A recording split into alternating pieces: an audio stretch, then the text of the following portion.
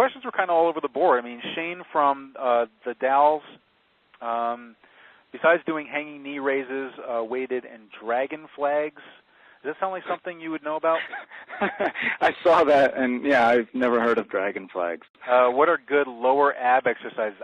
Shane, I want to know what dragon flags are. So send me an email and let me know what the hell you're talking about. But he's trying to target lower ab exercises, and what are your favorite oblique exercises? So that's kind of specific to targeting areas of your abs.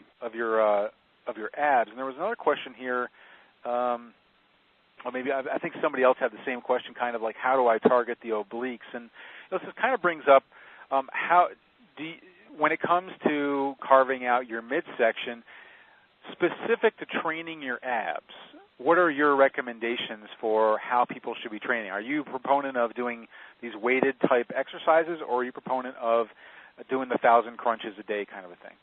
All right, yeah, let me combine this. I see, so a couple of them are kind of similar. What's the best oblique exercises, so there's a lot of questions about targeting the abs. There was one about what's the holy grail of ab exercises. So the big point I always like to make is that I'm very anti-targeting, okay? So one of the biggest concepts that I try and talk about is that everybody would be so much better off if they stopped trying to target their abs so much and just focused on, big full body exercises. I mean, if you did nothing but squats, deadlifts, clean and presses, and pull-ups, I mean, you'd be so much better off than trying to do all this targeting. But, but people, regardless of those kind of concepts, people are going to they still want to know what's going to be the best ab exercise or whatever. Well, if I had to pick one, I like hanging leg raises, not hanging knee ups, but hanging leg raises, a full hanging leg raise with a pelvic curl up, so not keeping your pelvis straight, but actually curling it up. There's just a ton of resistance involved there. To be honest, most people cannot do it unless your abs are pretty strong already. Over the years, I remember 10 years ago, I used to do a lot of ab training, and you get to a certain point where you've done so much ab training, I mean, your abs aren't going to get that much stronger, okay? You're not going to develop them that much more. And after a while, you've got to focus more on the big picture. Like I was saying, the big full body exercises. This is what changes your body, not just targeting your abs. Like I said, the clean and presses, the squats, the deadlifts, the presses, the rows, this kind of stuff.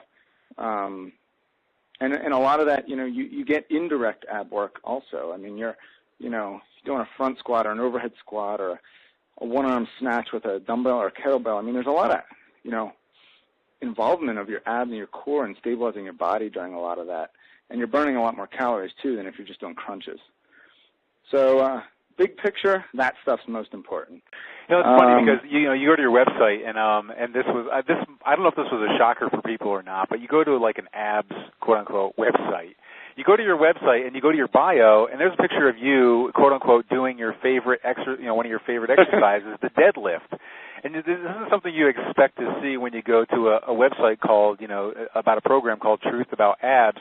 Here's my favorite exercise, deadlift.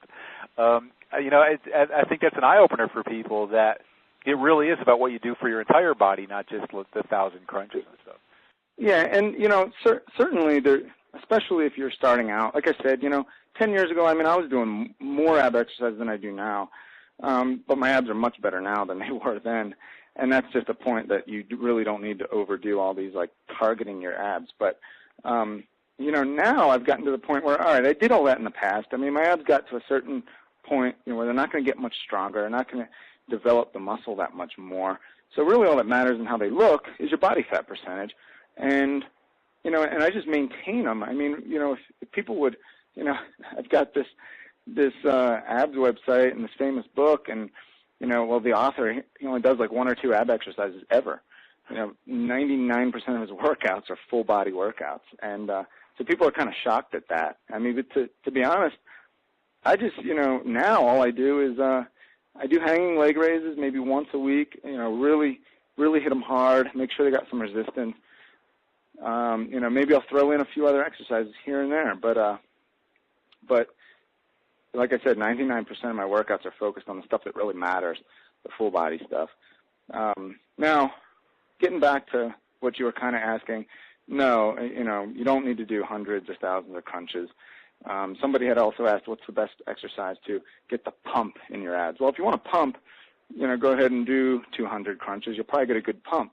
But I don't think your abs are going to ever look that much better because it's not going to help you lose body fat. And it's probably not going to help you develop the muscle that much more anyway, doing 200 crunches, because there's not enough resistance there.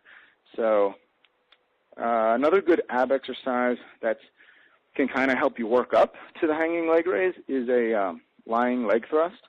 And that's kind of where you're laying down, you can bring your legs up to where your legs and your upper body form a 90-degree angle. You thrust straight up, and then you bring your legs down about halfway down to the ground, so you're like a 45-degree angle to the ground. Come back up, thrust up again, so you're kind of thrusting your hips off the ground. It's a great exercise. It's a lot easier to do, although it still has a decent amount of resistance, a lot more resistance than just a crunch. So that's another good one. I mean, if I just wanted to throw out a few examples. Yeah, good stuff. Good stuff.